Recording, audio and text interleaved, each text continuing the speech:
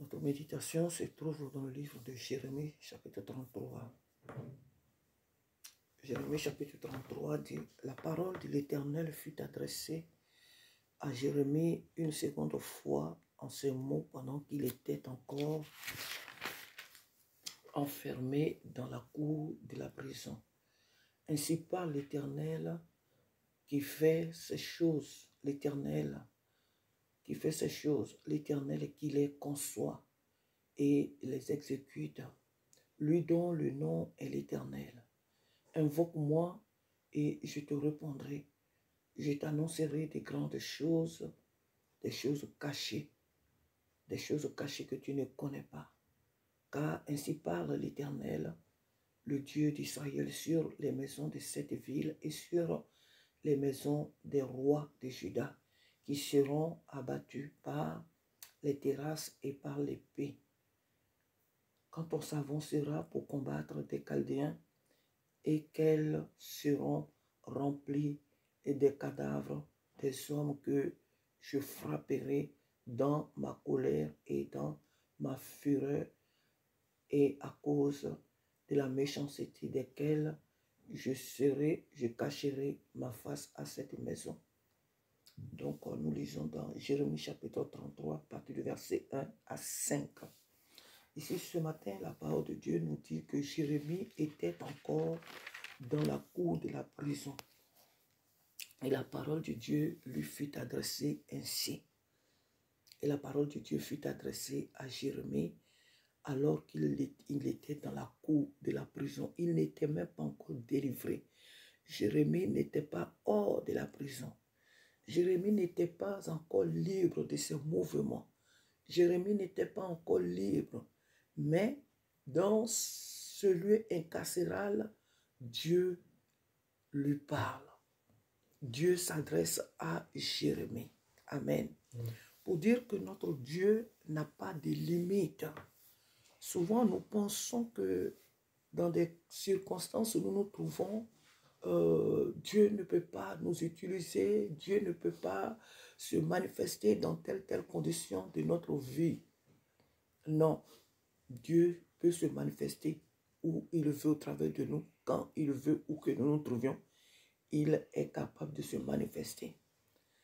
Mais ici, la Bible ne nous dit pas que Jérémie était incarcéré parce qu'il avait volé, parce qu'il avait fait des choses qui n'étaient pas bien. Aux yeux du roi de Juda, oui, pour lui, Jérémie, parce que les prophéties de Jérémie, pour lui, n'étaient pas, ne l'arrangeaient pas. Donc, il était dérangé par la vérité, il était dérangé par la droiture, il était dérangé par l'avertissement que Dieu lui apportait. Donc, il ne voulait pas de ces prophéties. Voilà pourquoi il a mis Jérémie en prison. Mais Jérémie, en tant que serviteur de Dieu, n'avait pas affreint aux lois de Dieu.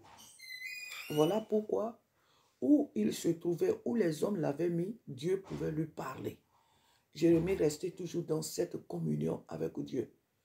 Jérémie restait toujours dans cette intimité avec Dieu. Il n'avait pas désobéi à Dieu, mais c'était des hommes qui l'avaient mis dans ces lieux. Alors, son intimité avec Dieu a demeuré. Le péché nous éloigne de Dieu. Le péché nous ferme les oreilles pour ne pas entendre la voix de Dieu. Les péchés nous ferment les yeux pour ne pas voir ce que Dieu nous montre.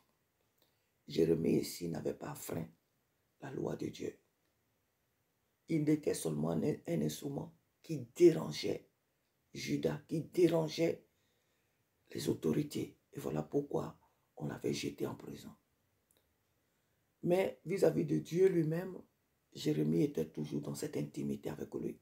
Donc la prison des hommes n'a pas empêché Dieu de parler à son serviteur. L'agissement des hommes n'a pas empêché Dieu de pouvoir communiquer avec son serviteur.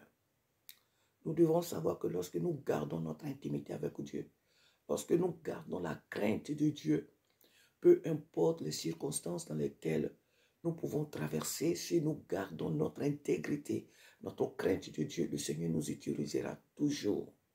Dieu nous utilisera toujours pour pouvoir faire le bien autour de nous pour pouvoir faire ce que lui, il veut faire, il le fera. La prison n'a pas empêché Dieu de parler à Jérémie et pour lui révéler l'avenir de son peuple, l'avenir de Juda. Dieu nous parlera où que nous nous trouvions. Si nous gardons notre intégrité, si nous gardons notre intimité avec le Seigneur nous parlera toujours. Alléluia. Dieu nous parlera toujours. Alors ce matin, de même que la prison n'a pas empêché l'Éternel de parler à son serviteur, les lieux incarcérés n'ont pas empêché la voix de Dieu d'atteindre son serviteur Jérémie. De même, n'importe quel lieu où que les circonstances de ce monde nous placent, Dieu ne s'empêchera pas de nous atteindre. Dieu ne s'empêchera pas de pouvoir nous utiliser pour faire ce qu'il veut faire là où il veut nous amener. Jérémie dans ce lieu va prophétiser. Jérémie dans ce lieu va entendre la voix de Dieu. Dieu va lui annoncer ce qui va advenir de son peuple. Ce qui va advenir, ce que Dieu veut faire à son peuple. Il lui dit, invoque-moi et je te répondrai. Je t'annoncerai des grandes choses, des choses cachées que tu ne connais pas. Des choses cachées que tu ne connais pas. Dieu ne dit pas à Jérémie, quand tu seras sorti de la prison, voilà ce que je te recommande de faire. Quand tu seras sorti de la prison, je t'exhorte à m'invoquer. Je t'exhorte à me chercher. Je t'exhorte à faire telle ou telle chose. Mais il lui dit, invoque-moi. Dieu dit, là où Jérémie se trouve, qu'il l'invoque. Là, dans la prison, la cour de la prison où Jérémie se trouve, Dieu dit, Jérémie, si tu me cherches, je vais te révéler des choses cachées. Le Seigneur est toujours prêt à nous parler.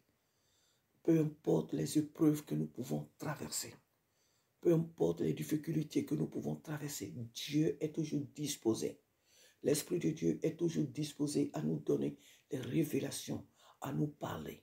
Les prisons humaines n'empêcheront jamais Dieu. Les épreuves, les difficultés de ce monde que nous pouvons traverser n'empêcheront jamais Dieu de nous utiliser. Alléluia. N'empêcheront jamais notre Dieu de nous atteindre, notre Dieu de nous faire du bien. Notre Dieu, les épreuves ne l'empêcheront jamais d'être son instrument où que nous nous trouvions. Voilà pourquoi il est important pour un enfant de Dieu de garder chaque jour sa marche, son intimité, son intégrité, de garder toujours sa fidélité, de rester toujours fidèle à Dieu. Parce que dans n'importe quel lieu que nous nous trouvons, Dieu peut se servir de nous pour faire ce qu'il a à faire. Nous devons chaque jour nous disposer et ne pas nous conformer, ne pas abandonner la main de Dieu, ne pas murmurer, ne pas tourner dos à Dieu à cause des épreuves. Nous pouvons être éprouvés, c'est vrai. Nous pouvons être persécutés. Nous pouvons être jetés aussi comme Jérémie dans des prisons, c'est vrai, en tant qu'enfant de Dieu. Mais le Seigneur nous utilisera toujours. Comme il a utilisé Joseph, mais aussi dans la prison. Dieu a utilisé Joseph dans la prison pour faire du bien à ceux qui étaient là-bas dans cette prison avec lui. Vaut mieux souffrir à cause de la droiture. Vaut mieux souffrir à cause de notre intégrité que de souffrir pour le mal.